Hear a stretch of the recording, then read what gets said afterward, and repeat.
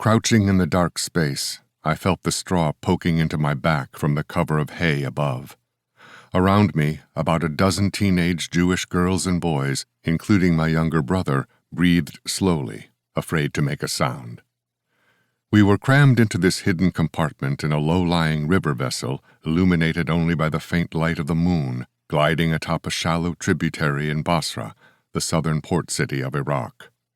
As our Muslim smugglers slowly punted us downstream, the sound of deep water hitting the sides of the boat broke the stillness of the cold December night and offered hope that we had made it to the main river, the Shatt al-Arab, and were on our way to safety in Iran.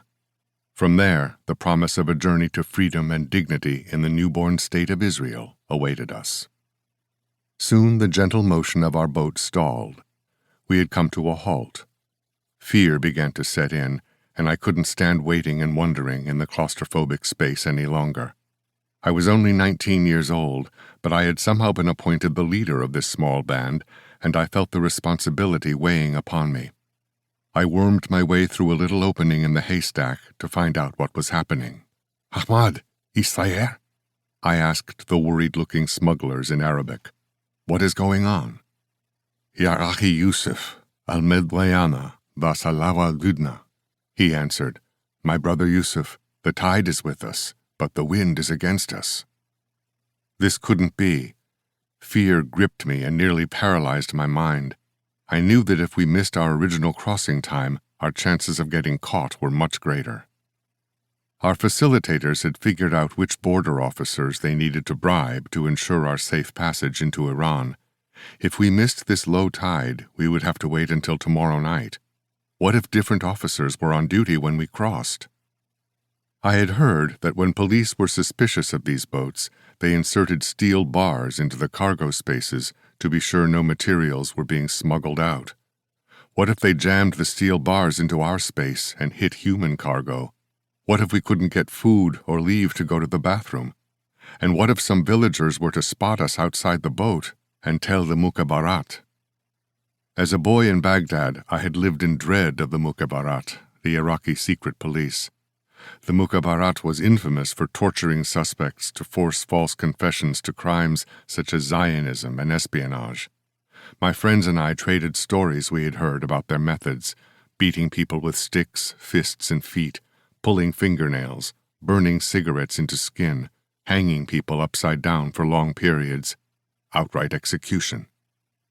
The crime we were in the middle of committing, where I was suddenly a leader, was a capital offense in Iraq in 1949.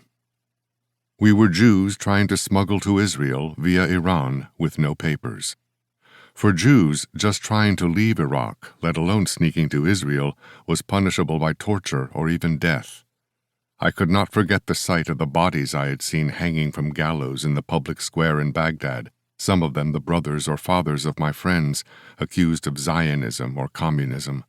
We knew that if the mukhabarat caught us, we risked being tortured into false confessions, sentenced to hard labor, or possibly hanged. Growing up in Baghdad, I had never envisioned my future anywhere but in that maze of twisting streets and narrow alleys, where I made mischief with my brothers and found sweet solace in the delicacies prepared by my mother. Despite terrifying instances of anti-Jewish discrimination and even brutal violence, my childhood, as the second youngest of 7 brothers and 1 sister, had been a happy one. I loved my hometown. The spirited wave of humanity on the banks of the Tigris River had shaped me. I thought about the endless hours I had spent riding over bumpy dirt lanes on the back of my brother Eliyahu's bike, using our horn to playfully terrorize the innocent shopkeepers and pedestrians who shared those spindly streets with us in Baghdad's old Jewish quarter. Our game had earned us more than one black eye.